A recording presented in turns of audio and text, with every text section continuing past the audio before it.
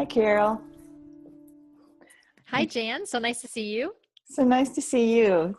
Thanks for talking with me. Um, I'm talking with Carol Cox of Speaking Your Brand. And Carol, the reason I wanted to talk with you today is because we first met because of your company, which is Speaking Your Brand. And you do a few things. You do Speaking Your Brand, which is about helping women, I think it's specifically women, um, get comfortable with public speaking. And you also are very involved with politics. But what struck me is with my business in coaching, I heard you speak about how what you're really doing is helping people find their voice. And the minute you said that, my ears perked up, because I think of how there's a part of us in what we do, but then there's a much larger part in who we are. And Absolutely. I thought, oh, there we are. That's who Carol is. So will you share with me a little bit about how who you are informed what you do? Yeah, Jan, this is a really great question. And it's one that I ask my clients as well, because I think it brings out so much of who we are and why we do what we do as adults, going back to when we were kids. But you know what's funny? So when I started Speaking Your Brand back in about the summer of 2015, I was really doing it as something very practical. So I've been speaking at conferences and events in front of groups for my entire career, professional career. So over 15 years. And we all go to those conferences and people have those PowerPoints where it's just words and words and words on the slides. And they're literally reading the PowerPoint slides to the audience. And that always irked me, because it's like, well, why are you standing up there reading? Just give me the printout of the slides. I can read much faster than you can say them out loud. So you really, not to be nitpicky, but there's people out there who need some help with presentation skills. Their message may be great and the content that they're sharing is very useful, but they needed help actually presenting. So that was the genesis of Speaking Your Brand, is to really, and specifically to help women, since you have to pick a niche. And that was the niche that made the most sense for me, because that was my network, to work with women entrepreneurs and professionals on their presentation and speaking skills. But then as I started working with them, and I would help them dig out what their message was, what was it they really wanted to share. And once I started getting feedback from my clients about what they were experiencing from our coaching sessions, I realized that the nuts and bolts of presentation skills was really just the surface. And underneath, what they really needed help with, this is what one client, her actual words were, "You helped me to liberate my feminine voice." Oh, wow. And she's in her mid 50s. She's been in her career for 30 plus years in very male dominated industries, very high level in her career. And she always felt like she had to put on a mask, to put on a facade in order to fit in. And she did very well doing that, but it cost her something. It cost her really what her identity was as a woman. And that's when I realized this idea of finding your voice is so critical for us as women. That's huge. There's something to me that really comes forward too about how people that take the path of public speaking are already putting themselves out there in really huge ways.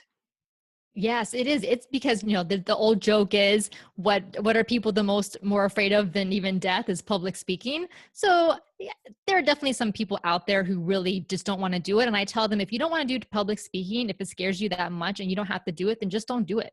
I don't want to go bungee jumping, and I'm not going to make myself go bungee jumping just because everyone else is doing it. So that's okay. But if you want to do public speaking and you enjoy it, then you are putting yourself out there, and really you're making yourself very vulnerable to the people who are listening to you, because you can't control their reactions. You can't control what they think about your message. You can only put your message out there. So it is scary in that sense.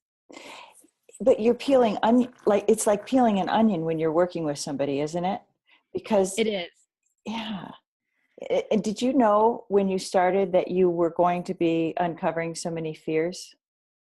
I really didn't, because like I said, I was really working with women who already knew they wanted to do public speaking. They were already doing it for the most part in their, either in their professional careers or as business owners. So they were already out there doing it, but they really wanted to hone their message and create a more impactful presentation, which is why they found me and came to me. But like I said, when we started working together, because they kind of, some of them even said that they end up crying in the process. It's Yeah. almost like therapy. Yeah. And I'm not a licensed counselor or therapist, or I'm not digging into childhood trauma or relationships or anything like that. But really it's talking about their experiences as professional women and as women in our society. And, we have so many rights and privileges now in 2017 that our mothers and grandmothers can't even imagine. Back in the 70s, women couldn't get mortgages. They couldn't get credit cards. They couldn't have bank accounts. Oftentimes, if they got divorced, they didn't get custody of their own children. And that really, we're talking 45, 50 years ago. It's not that, it's really still etched in our ancestral memory from millennia of patriarchy, that and for standing up and speaking out and doing things like that literally was dangerous for women until very recently. Now, is that how you also, were you involved in politics at the same time? And is that how you tied the two, because speaking out in politics was as important to you? How did the two combine? Yeah. So I started in politics as an adult back in 2003, 2004. So this was before I started Speaking Your Brand, over 10 years beforehand. And so I had always been very politically engaged, ever since I was a teenager. I read Time magazine and the newspaper every day and every week, even in middle school and high school, and was involved in student government and campaigned for presidential candidates, and was super excited to register to vote when I turned 18. And so I've always been politically engaged, and then got really involved in the local Democratic Party back in 2003, 2004, and became chairperson of the party, did a lot of media related to that. And then, because once you kind of get on the media circuit for local news, they keep coming back to you because they know you. And so I've been doing that now off and on since then.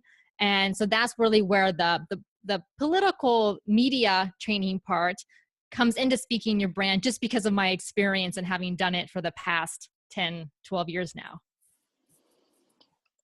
Well, you say just because, but to me, they're so intricately tied, because speaking up and politics, I don't see how you can separate them. Yeah, it's so interesting to hear your perspective on that, Jan, because I guess it is. It's so hard to see outside of your own filter, your own bubble, and to see what other people do. So I guess for me, it's so second nature. So I was the party spokesperson at the time. So for me, it was another hat that I put on and that I wore when I needed to go on TV and talk about our candidates and our policies and our values. And I guess that is part of speaking your brand, and speaking up is speaking what matters to you, what you care about in your community. Yeah, and that is one of the things that I often work with is values. And do you think in those terms when you think of, okay, so if I were to ask you to define your values, do you have those as like a separate category? Do you know what you would say? So I don't know if I have a list of values, but the ones that come to mind are things like equality, inclusion, diversity, fairness, justice, human rights, civil rights, women's rights. So those are the values that come to mind. And I do try to infuse them in what I do with Speaking Your Brand, even when it's not politically related. For example, I try to make sure that my network, that the women that I'm around, whether it's locally in Orlando where I live or it's online, is diverse. So I will seek out people who look different from me, who have different backgrounds from me, because I'm curious about them. I've always been curious about people with different backgrounds, but also because I realize that it's very easy for us as human beings to surround ourselves with people who are like us. Mm-hmm. Yeah, and see, that's exactly what I mean in terms of how we seek out what is so natural to us. It's who you are. And so that's what you're doing. But as you said, it's so close to you, you don't see how closely it's related. Um, were your passions always related to speaking and politics? Did you see this from a young age? Looking back now, I think so. So I've always been an avid reader ever since I learned how to read. I was always reading a book. My sister used to joke that she's 3 years younger than me, that I was a terrible playmate growing up because she would want to play and I just wanted to read myself. I did play with her. I remember I played with her a lot, but probably not as much as she wanted to because I wanted to read. So I majored in history in college, and I have a master's degree in history as well because I love learning about different peoples, different cultures, different time periods. And as part of that, I was on the debate team in high school. I did the Model United Nations Club in college as an undergrad. So I've always enjoyed speaking, and I've always enjoyed teaching. So when I was in grad school, taught a lower level class in history, and then right now I teach at a university. I teach business and marketing classes at a university. So I think the speaking part also comes a lot from my natural inclinations as a teacher. So do you see these patterns? I mean, they're all falling into like a perfect little pattern.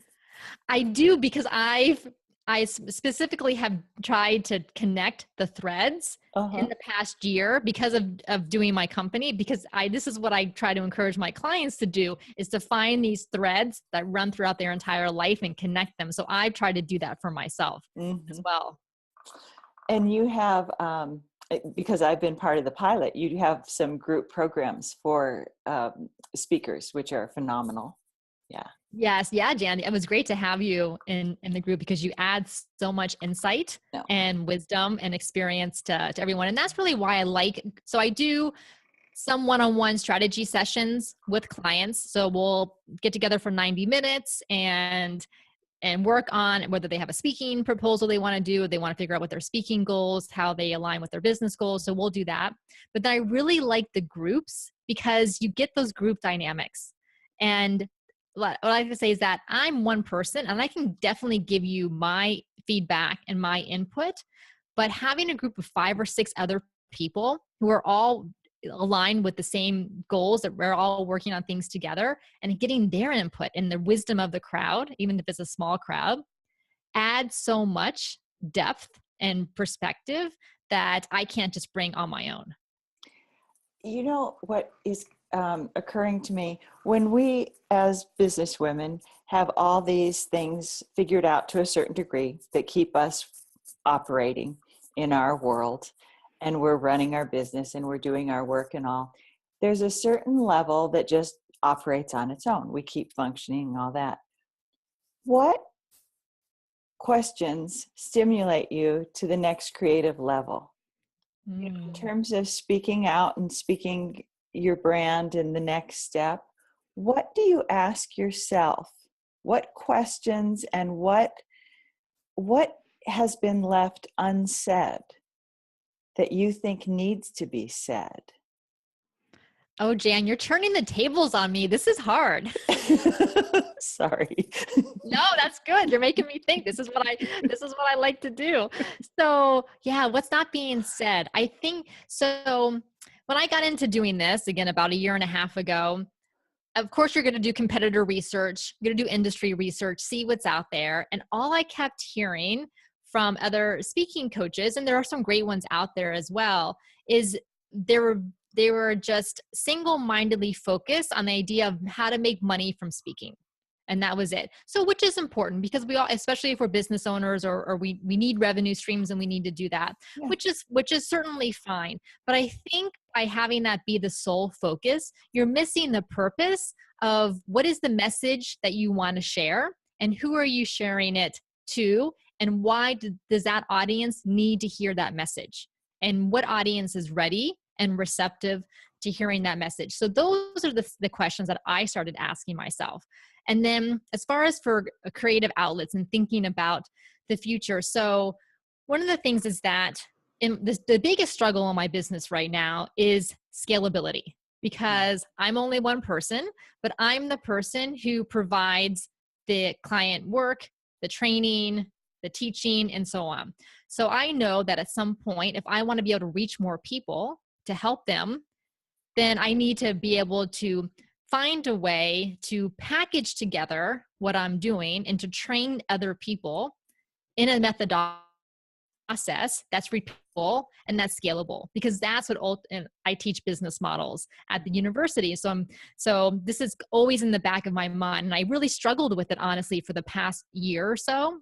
From starting, it's like, how am I going to do this? And I'm just now getting to the point, because I'm doing enough work with clients one-on-one, to see where developing my own process and methodology, how I can start putting the pieces together to train others to be able to use it. But it's going to take a while. It's not something that you can just do in a week or even a month or two.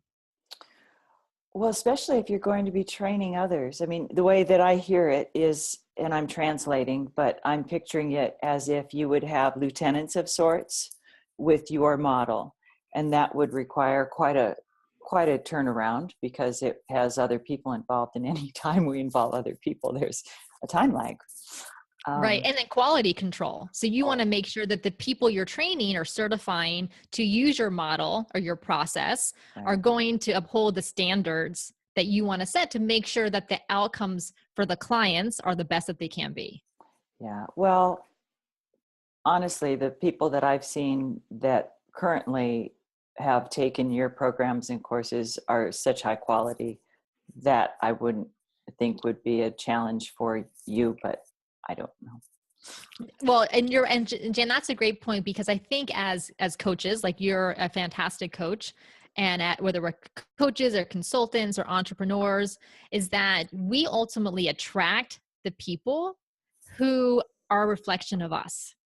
It's true. Yeah. Have you found that in your own coaching as well? I do. And I think in general in life we do. I think we attract what we put out. Well, and I think that's true in life, even like on a bad day. If I'm in the simplest sense, if I'm in a bad mood, sure enough, I'm going to attract more negativity. So the best way to turn my own mood around is, and this is just the simplest way, but best way to turn my bad mood around is just to transform that into something a little more positive.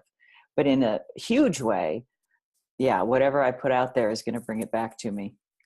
Yeah, it's the energy. I have literally seen negative energy shift. Like, we all get in bad moods. Something happens, we're frustrated. And so I may have been frustrated at something, and I've seen the negative energy pass from me, because I want to offload it in some way, pass from me to someone else. Yeah. And it wasn't intentional. I didn't want to do it that way, but the energy has to go somewhere, right? The law of physics, energy can neither be created or destroyed. So if it's going to leave me, it's going to go somewhere else. And unfortunately, if it's someone nearby, they may catch it like a cold.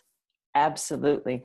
Okay. So you brought up something I can't let drop, because it fascinates me. Energy and physics and all of that. Is that one of your beliefs in terms of quantum physics and all of that?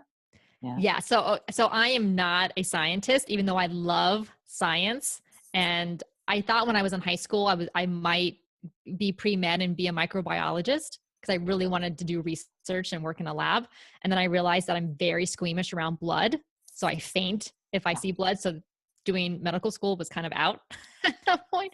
But I love science. And so I love reading about science, as far as if it's in enough of a layperson's language that I can understand it. And in quantum, and the relationship between quantum physics and our understanding of the universe, ourselves, what happens where do we come from? What happened before the Big Bang? What's going to happen afterwards? Have you seen the movie Interstellar? Yes. That came out. Yes. Okay. One of my favorite movies of all time. I loved it. And if you all listening, watching out there haven't seen it, I highly recommend it. Even though the IMAX version was really the best. I don't know how it translates on a TV. But there was a book that was written to go with the movie, as a compendium with the movie, by one of the physicists who helped on the movie to make sure that the physics was as accurate as possible. So it was a book by Kip Thorne, Thorne, Interstellar or something is the name of the book.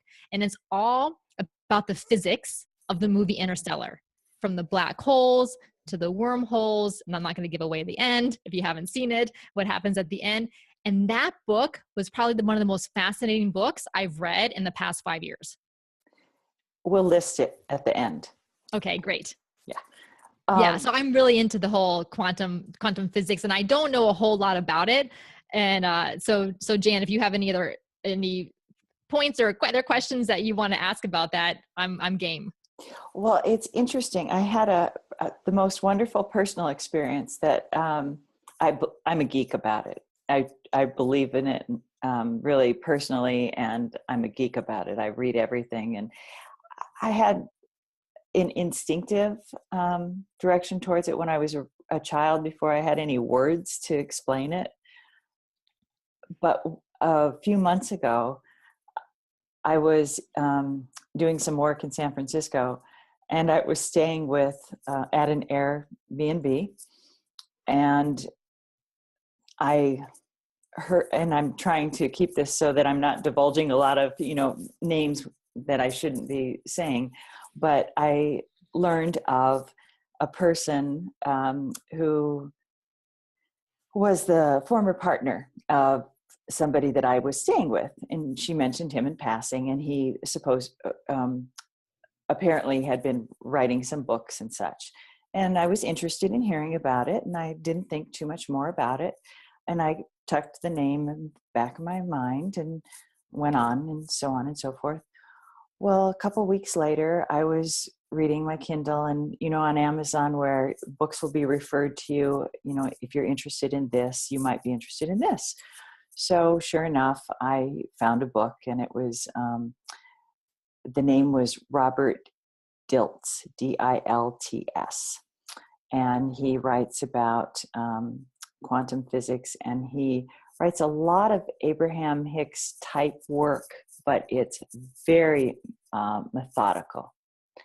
And I thought, oh my goodness, this is much more explanation for people who have so much trouble understanding, the law of attraction and things like that. It's not the science like quantum physics in terms of the science, but it's how to apply it all.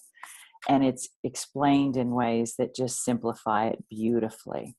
And so I'm reading it and I'm thinking, what a lovely application. And then later I thought, oh my goodness, this is the man that was mentioned to me when I was in San Francisco. So it was all tied in this perfect little bow. And it, in fact, was an example of exactly, what he'd been writing about. And things like that happen all the time. So it is a way. Would you call that synchronicity? Synchronicity, yeah. Yeah. Yeah, and being, in the flow of what's already happening. And I do live life that way. So if I'm out of sync, I think, okay, it's me who's out of sync. So let's get back into it. And I try to remember, okay, stop. And stopping really isn't going to slow myself down. It's going to just get me back into correction. Takes a little bit of practice, but yeah. It does. Sounds like you're much better at it than I am. I have a hard time slowing down. Oh, I think we're all in process. Yeah. What I honestly think the trick is, being in process. I think the fact that if we want to get back on track and make the effort to get into the flow of the correction, that I think is the trick. Don't you? Yeah, I think at this point in the process, I'm grateful that I'm aware that that my schedule is very busy, and I'm not finding the downtime and the white space that I need, because in the past 10 years ago or so, I wouldn't even have had the awareness that I was doing this to myself. So I'm aware. I know that I'm going to need to find a better solution for it, and it will happen at some point. So I guess that's the part of the journey I'm on. Awareness is huge, though. Yeah. It is. Do you have any mindfulness practices or, yeah? So I have what I call an on again, off again love affair with meditation. So I will be really good at it and sit every day for a couple of months, and then I won't do it for 6 months or a year. And this has been going on and off for probably the past 5 or 6 years.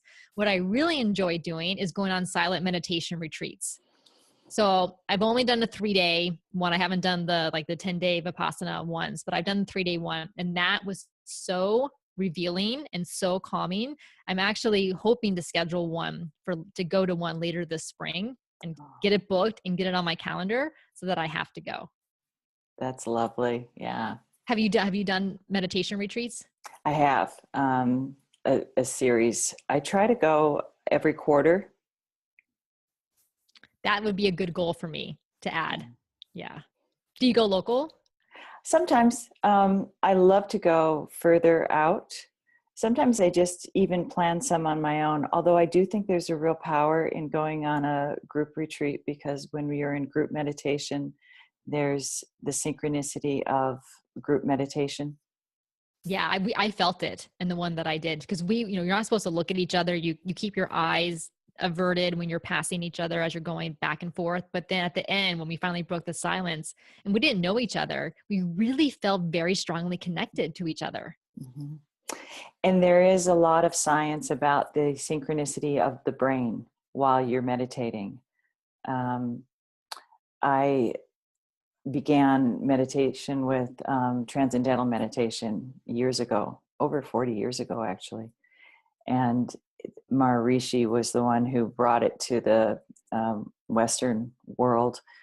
And at that time, which was in the 70s, he would bring the research of the synchronicity of the brainwaves. And, brain studies weren't really done then. So it was this huge finding. Now it's more commonplace to see that sort of thing. But oh my goodness, it was like, oh my goodness, look at this. They're all, smooth. And now we know all about theta and everything. But it's no less powerful than it ever was. The fact that we can do that, and we can do that in communion with others, it has an impact on animals. I mean, I've witnessed how people around me and my animals and my house and everything settles right down. I mean, it's really tangible. That is so true. And isn't it interesting that there's so many people out there who feel like they need these scientific studies to validate the benefits of meditation. Yet if you just start doing it and you do it consistently for a short period of time, you will feel the benefits, and you don't need scientific studies to tell you that it's a good thing for you to be doing. Yeah. So what else are you putting on your list for the year that you're really excited about? So we are recording this at the kind of towards the end of February 2017. So I am getting ready to launch my own podcast. So this has been, yes, I have been listening to podcasts since 2008, maybe 2009 at least. So I love listening to podcasts. I do it every chance that I get. And I've been wanting to have my own podcast for a while. And I knew last year, with it being election year, and I was really busy with the political analysis, I just didn't have time to add that project. So when the holidays came around and in the new year, I knew this was something that I wanted to do. So I've been recording some interviews. So things are getting ready. By the time this video goes out, the podcast should be on iTunes, fingers crossed.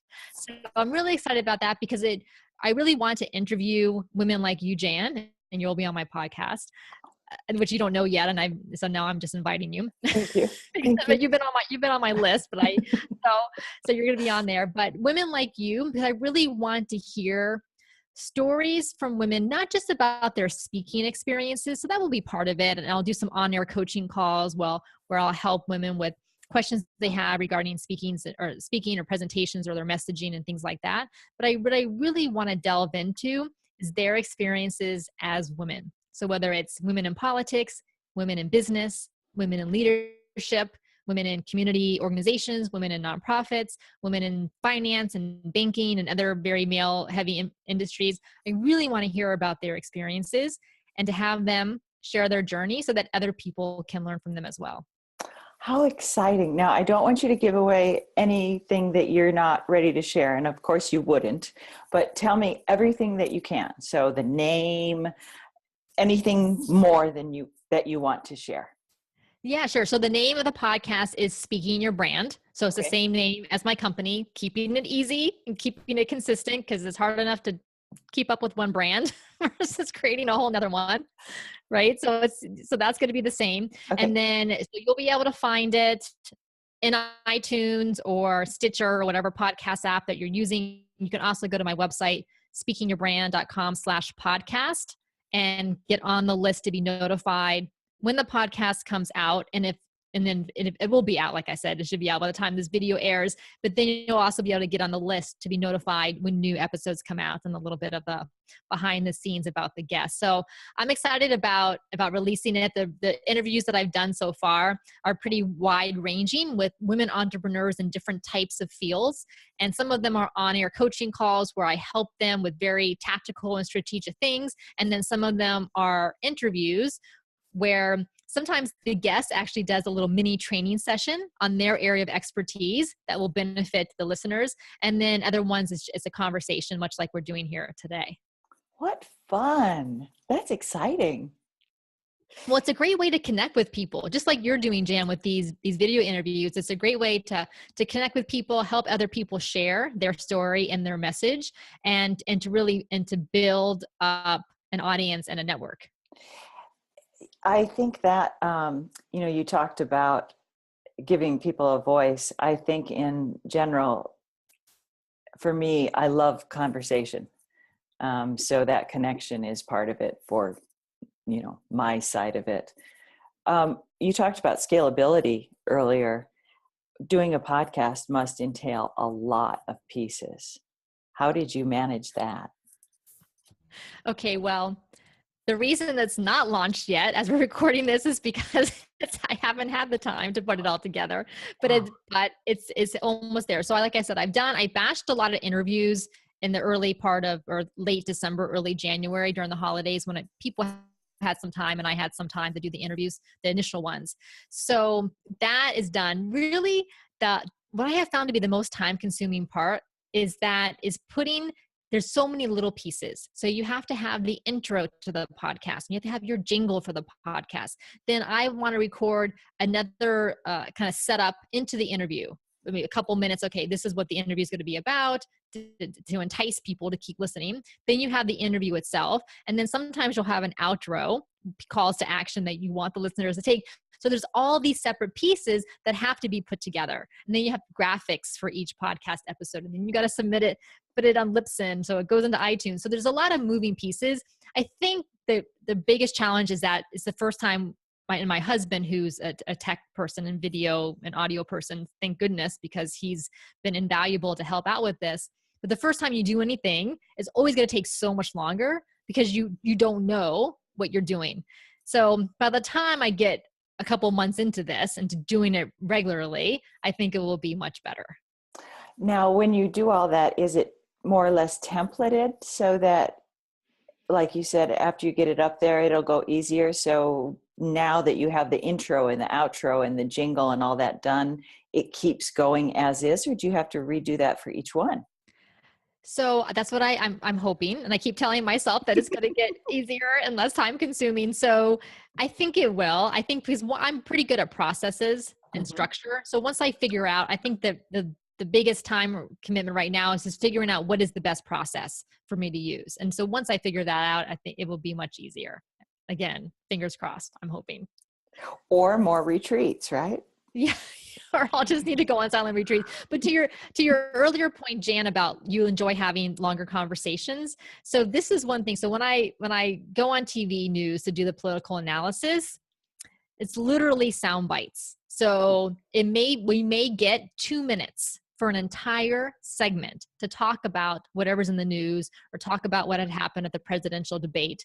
So that 2 minutes of time includes snippets from whatever the news item is, the reporter asking questions to myself and my Republican counterpart, and our answers. That's all in 2 minutes. So you literally have 15 seconds sometimes to answer, which you get to the point where you get good at that because you have to do that. That's what's expected, but you don't get to have real conversations and to be able to go back and forth and to dig in. And that's really what I'm hoping to do with the podcast. And the podcast won't just be about politics, but I will have some guests on to talk about that, but just be able to dive deeper like we're doing here today. Because when you ask one single question and a person has 30 seconds to answer, you're never going to get to the heart of what's important to them or why this issue is important or why they decided to do what they did. Do you have any current questions that you're asking that you think are particularly powerful of your guests right now? So there are a few of them. So one of them is the one that you asked me, and I said, you're turning the tables and this is hard, is what is it that you see in your industry or in your field that kind of ticks you off in a way, or that you're not happy with the direction that it's going, or you think that there's a better way, or that people should be talking about things differently or aren't seeing something that you're seeing. So that's definitely one of the questions that I like to probe and to ask. And then other questions are, in their journey of their life and in their career, what have been turning points for them where they've gotten to a crossroads and they made a decision? And even at the time, they may not have even realized they were at a crossroads and were making a decision that would then impact them going forward. Or sometimes it was very obvious they were at a crossroads. So I'd like to look at those inflection points with people. Mm-hmm. Yeah. The other thing that I always, there's so many of the podcasts and the shows that talk about the greatest paths and the greatest examples. And I think we're all great in our way. And I like to emphasize that aspect of life, that everyone in their own life is a leader and they're all great. And so in what way do you feel really wonderful that you've been able to shine forward? Oh gosh, and this is so hard. I love that face. That was like, you looked like you were an 8-year-old girl when you said I know. That People I don't want to have to say something wonderful about myself or brag about myself. That's so uncomfortable. Isn't that hard? Yeah. It is really hard, but it's good. Actually, as women, we need to get better at doing that. Not in an obnoxious way, but we really need to get better about describing what we're good at. So I say, what is wonderful about me? Okay, so I'm just going to say it because you asked. I'm really good at creating structure for people. So they have their ideas, they have everything that's in their head. And what I like to say is that you have to articulate what's in your head out loud to someone else. And because you can't figure things out in your own head. I can't do it for myself either. I have to talk things out with someone else. So when my clients are doing that with me, I'm really good at taking that and creating structure around it, because I'm a very textual person. I'm not a spatial thinker. I don't do good with 3D objects. So I wouldn't be a good engineer or interior designer and things like that. I'm very textual and I'm very structured. Yes, you are. Yeah. You've helped me many times with that. Yeah. I would agree with that completely. And you're right. We aren't, as women, comfortable doing that. And I do think we all of us need to get better at it. What I see with men is they may have the outwardly practice of doing that, but in other ways they lack language of saying some of the things that women have become comfortable with. So as human beings, we all lack skills in bringing forward our most vulnerable strengths. So we can all learn. Very well said. Ways. Yeah. Very well said, Jan. I agree. So next, you have your podcast. In terms of passions, we're still, I shouldn't have included myself in this, but I'm going to. We're young women. Okay. We are. I think we look young. So maybe 15. We probably don't look young to 15-year-olds, but we don't need to. No, we're vital women. And we're vitally engaged in life. And I think of, your mission in life with politics and speaking up and all. If you could do anything with that, what would your big dream be?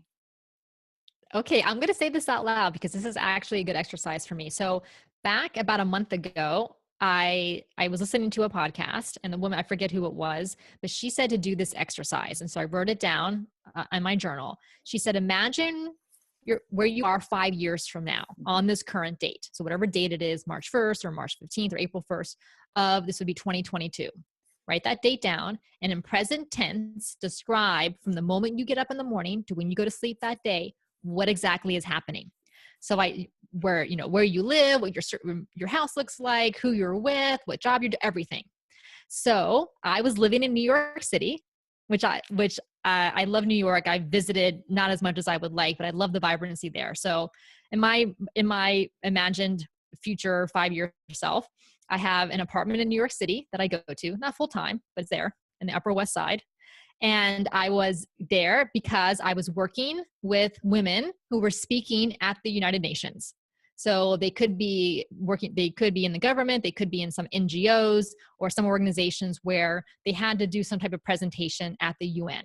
So I was there as part of the work that I do to help prepare them for that. So that's the vision that I have at this moment. Oh my goodness, that is phenomenal. I can already see ways that can happen. And the fact that you just said it puts it out there so that people hear it. And oh my goodness. So the more you say it, the more people hear it, the more ideas come forward.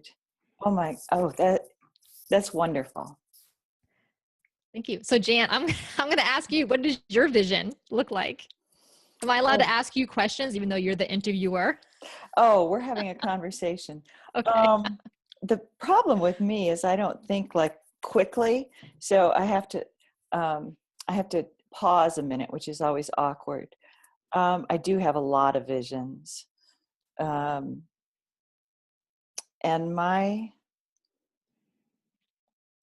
isn't this awkward that I have to Well, pause?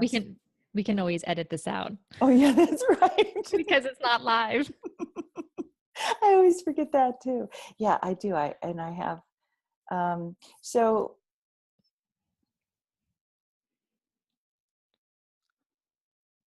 my vision is that I'm doing a lot more of the speaking, and that I've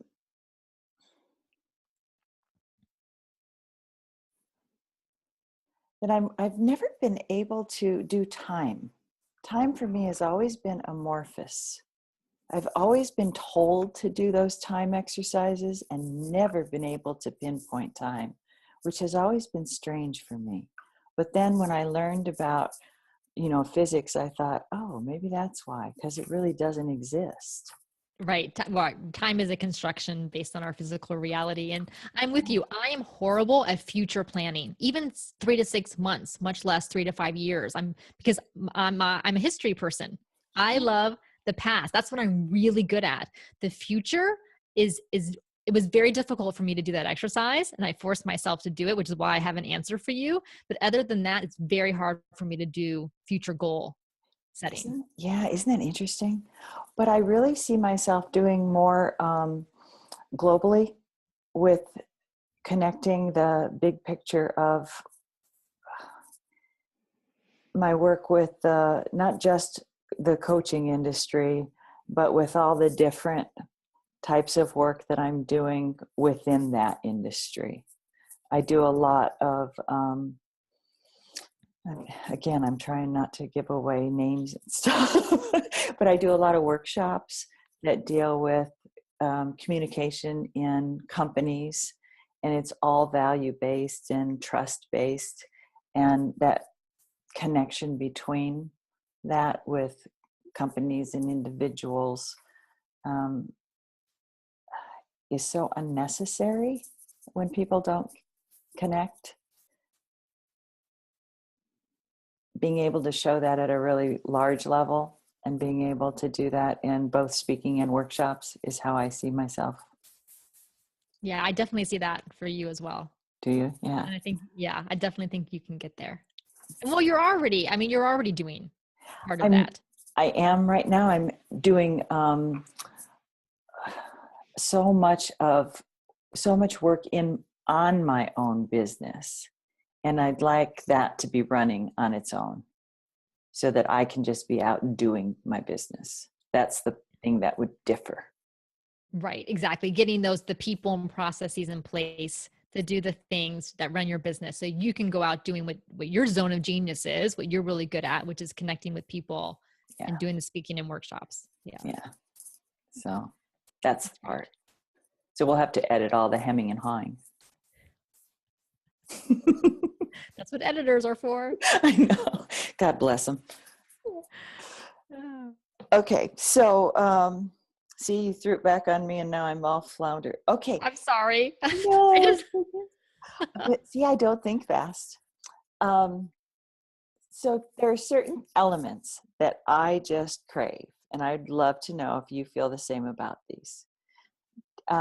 Things that fill my life are joy, beauty, gratitude, intuition.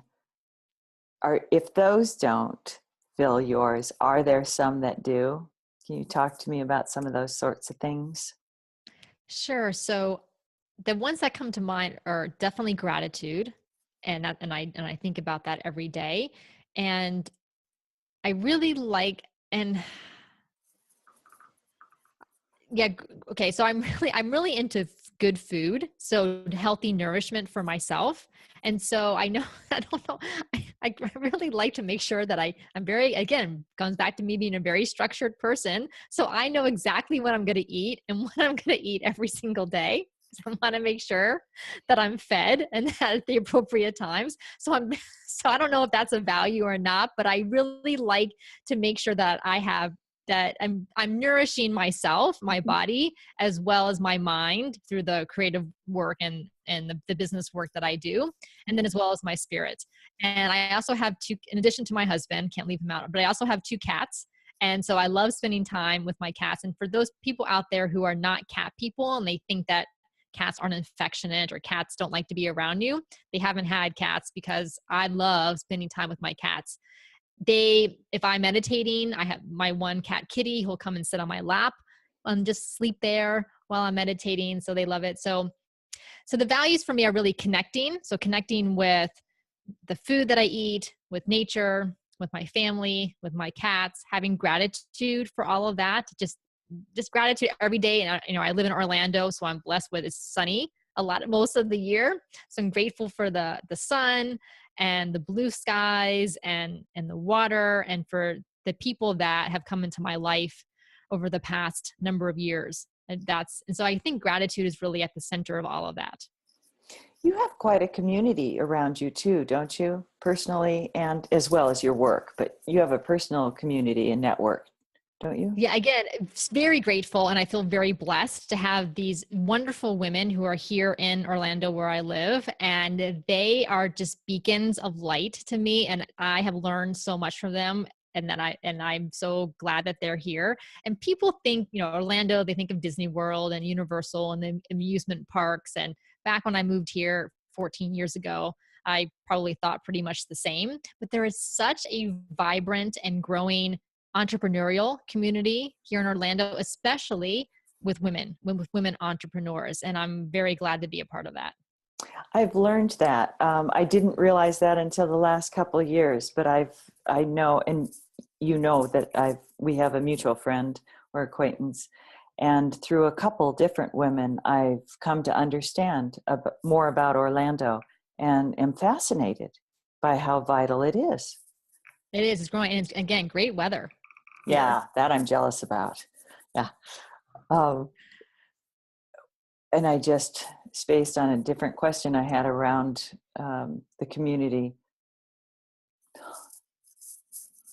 I'm losing it. That's all right. You're doing great, Jan. This is really good. It's fun. Um, the different structure that you create around your lifestyle to support your your habits and your ability to connect with body, mind, and spirit. I think of those as ways that we are able to then go out and do our work in the world. You know, the structure is what enables us to do that important stuff. So body is nutrition and meditation and all the mental work. I think you're active physically too, aren't you? You didn't mention Yes. that. Yeah, no, I do. I like to, I enjoy exercising. I know those people out there who dread it. I've always been an exerciser. My mom was an exerciser, so I definitely picked that habit up from her. So I actually feel like there's something off in my day if I hadn't had a chance to go for a run or do some strength training or do a, you know, a video, a YouTube video exercise or something, or yoga. Yeah. Yeah. You said you moved to Orlando 14 years ago. Yes. Where were you before? So I was born and raised in South Florida. So Boca Raton, Palm Beach County is where I grew up. And then when I went to undergrad, I went to University of Florida, which is in Gainesville, about 5 hours north of there. So still in Florida. And then graduated from undergrad, knew that I needed to take a little bit of time off before going to grad school because I was really burnt out because high school was very intense for the program that I was in. You know, college obviously is pretty intense. So I took a couple of years off and then just knew that I wanted to go to grad school for history. So I went to Emory University in Atlanta, Georgia, lived there for 4 years. And then when I was done, my now husband, then boyfriend at the time, was with me. And so his family's also all from Florida. So I was done with school and we were trying to figure out, well, where should we go? Should we stay in Atlanta or move? And we decided, since all of our family is in Florida, to come back to Florida, but we ended up settling here in Orlando, Central Florida area. So I'm going to take you back to the question that I hedged around before, but now I want to ask, what were your turning points in life? I knew that was going to come back to me as soon as I said that. So yeah, so going to grad school was definitely one of them. Again, I knew when I was in college, I was going to go to grad school for something. Initially, I thought maybe law school, because it's a common track for people who are into debate and history and political science and things like that. But for some reason, I didn't want to be a lawyer, even though I think I would have liked it in some ways, but it didn't seem like a good fit for me at the time. So I really wanted to go get my PhD and be a professor, be in academia, teach, write books, do research. That was my dream. So was in the PhD program at Emory and loved it. But this was in the late 90s, early 2000s, and saw the writing on the wall that professorships were getting extremely more difficult to come by because universities were scaling back, especially in liberal arts, social sciences areas like history. You basically had to wait for someone to die or to retire. And even then, it wasn't a guarantee they were going to refill that position with someone else. There was such an increase in adjunct positions, which especially I saw friends of mine who were a few years ahead of me graduating with their PhDs and getting adjunct positions at colleges and universities where they were getting paid $1,500 to $2,000 a semester per class that they taught. You can't survive on that. They didn't have healthcare benefits. I mean, it's really, that whole system is messed up. Yeah. And they need to address it and do something. So I saw what was going on, and I knew that wasn't the track that was going to be the best for me and for my family and for my career. So at the same time, my husband was a programmer, and this was the tech boom of the late 90s, all the .coms. And so he was working on projects for them. During the summers, I didn't have classes to attend. So he said to me, Carol, you're not doing anything in the summer. Why don't you learn programming and help me with my software projects? So the avid learner that I am, I said, sure, why not? So I learned programming and saw that was going to be a much more financially secure and stable career path for us to go down than for me to be an adjunct professor and make $1,500 a semester. So left graduate school with a master's degree instead of a PhD. And we had our technology business from that point on. And, it was a couple of years ago, I looked into seeing if I could finish the PhD to go back. And there was a possibility that I could. It would have been very time intensive because that really is where my heart is at. And it saddens me that that's not the career path that I could end up going down, but I know that the way I ended up was the way it was supposed to be for multitude of reasons. It's interesting that programming is such a structured discipline, and you did go that route too. Yeah, I liked it. I liked the sense of accomplishment of writing code, seeing it work. You know, you see it right away, whether it works or not, and you have that sense of accomplishment. So, and it is very structured. So I guess that's probably why I took to it, and then I liked it. But I don't do that anymore because you get to a certain point and a certain age where you don't want to look at code all day on a screen. At least I didn't. But you still used it in terms of structure and went on to something else. Yeah. Yeah. Were there any other turning points? Oh, let's see. So those, yeah, grad school and then leaving and going and doing the technology business was definitely a big one. I would say that when I decided to get involved in local politics, like I talked about earlier, and then ran for chairperson of the local Democratic Party, that was a big turning point because I put myself out there, talking about standing up and speaking up. You're a target from other people. And so I did that, and I really enjoyed it. And we did a lot of really good party building at the time. So I'm proud of the work that I did with the rest of the people who were part of that organization. And then I ended up leaving that after about 2 years. And I was a little burnt out. So it's a volunteer position, and I was running my business at the same time. So it definitely took a lot of time. And, 2 years is pretty much about all most people can end up doing. And so that was a turning point as far as going into it. And then 2 years later, leaving that position. And then other turning points would really be then deciding to start Speaking Your Brand back in the summer of 2015, because this was the point where I was figuring out, can I go back to get my PhD? And if not, what else am I going to do? Because I needed a creative outlet. And if that wasn't going to be it, then what was I going to do? And that's how Speaking Your Brand came about. What's next for you with politics? So what I really want to do is I want to encourage more women to run for office. So everything from local offices, school board, city commission, county commission, state legislature, to encourage more women to do it. And I feel like there are so many qualified women who can make a real difference in their communities, but they don't feel like they're qualified to do it. And so I think they need a little tap on the shoulder to say, have you ever thought about running for office? Maybe you should. And to help give them some of the support and help them to build the network and to build the structure that they'll need to run, whether it's 2 years in the future or 4 years in the future, whatever makes sense for them, and to encourage more women to do that. So would part of your help and work be helping them create that structure? So there are, well, at least here in Orlando, there are some groups that are forming that are providing training, like leadership training programs for women who want to go into public service or into political office. So, which is great because they have the whole system lined up. So where I see myself fitting in the best, no surprise, is helping them with the communications and the media training and their presentation skills and persuasive messaging. Marvelous. Okay, so to close, I have one question for you before I ask you to let people know how they can find you. And that's, if there's one overall message you would like politically to get out there, what would it be? To speak up for what you know is right. So obviously I'm a Democrat. That's my background. So I don't try to hide that or try to pretend that I'm nonpartisan, because I'm not.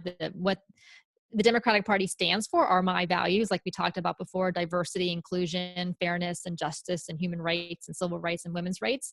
So I would say that get informed, be educated, and get involved at whatever level or whatever makes sense to you. So whether it's marching, like we saw with the women's marches and other protests, if that's where you want to put yourself, then do that. If it's getting involved in your local party, do that. If it's getting involved in organizations like the ACLU and Planned Parenthood, get involved with them. Even if it's just saying to a friend of yours, hey, have you ever thought about running for office? and maybe encouraging some of your neighbors or friends to do it, and then supporting other women who are running for office. Wonderful. And now how can people get a hold of you? So my website is speakingyourbrand.com. So you can go there. I have links to all of my social media at the top there. There's also ways for you to join my free community and also sign up for my email newsletter to get notified when there's new podcast episodes. And I also share tidbits, strategies, and stories in my newsletters. And then, of course, you can find me then on Twitter and LinkedIn and Facebook from there. And I'll have everything listed at the end of the show too. Well, Jan, thank you so much for having me on. I really enjoyed this. Thank you. Thank you.